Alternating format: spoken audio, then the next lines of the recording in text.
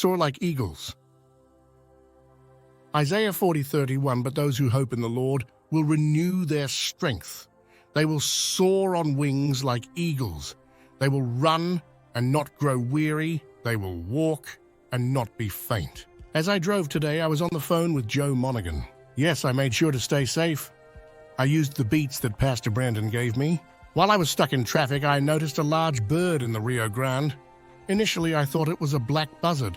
However, as it began flapping its wings, I caught sight of white feathers on its head and tail. It dawned on me.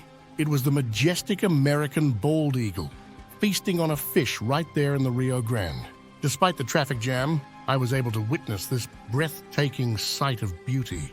The bald eagle holds a special place in my heart. It's actually the bird I admire the most. In fact, I have a tattoo of it on my body, a symbol representing our Montoya family. Our Uncle John was the first to have it, and now even my girl cousins have it on their backs. But that's not the main point here. I've always been fascinated by American bald eagles.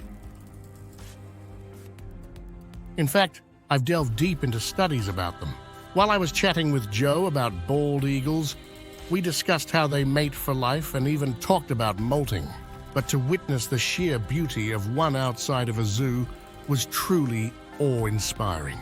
As everyone around me grumbled about the traffic, I found myself thanking God for the opportunity to behold this stunning creation.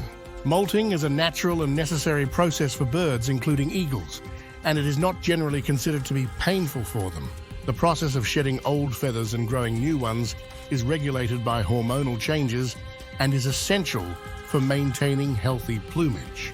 While it may cause some discomfort or itching as new feathers grow in, it is not typically a painful experience for birds, as the blood supply to the feathers decreases as they mature, which prevents sensation in the feathers themselves. During molting, birds may appear more irritable or more focused on preening and grooming to alleviate any discomfort caused by the process. Overall, molting is an important part of a bird's life cycle, allowing them to maintain their feathers in optimal condition for flight and insulation.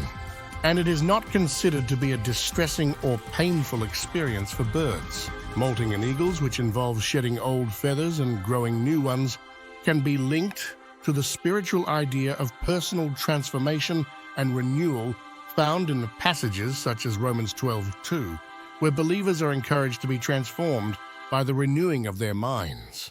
This process reflects a continual shedding of old ways of thinking and embracing a new, spiritually refreshed perspective. 2 Corinthians 5:17, therefore, if anyone is in Christ, the new creation has come.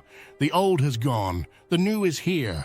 Unlike the eagle, we might experience a bit of discomfort when our new feathers start to grow.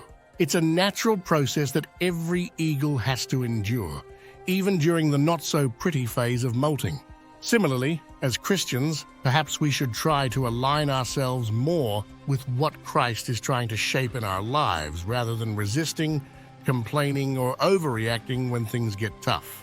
There are times when we question why God is leading us through certain experiences, but perhaps there's a larger purpose at play that we can't quite see yet, a purpose that God understands perfectly.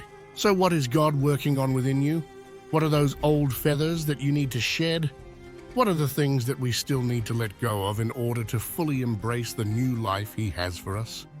Just as the molting process allows eagles to soar to new heights, shedding the weight of our old habits and sinful nature can propel us to the spiritual growth and fulfillment that God intends for us.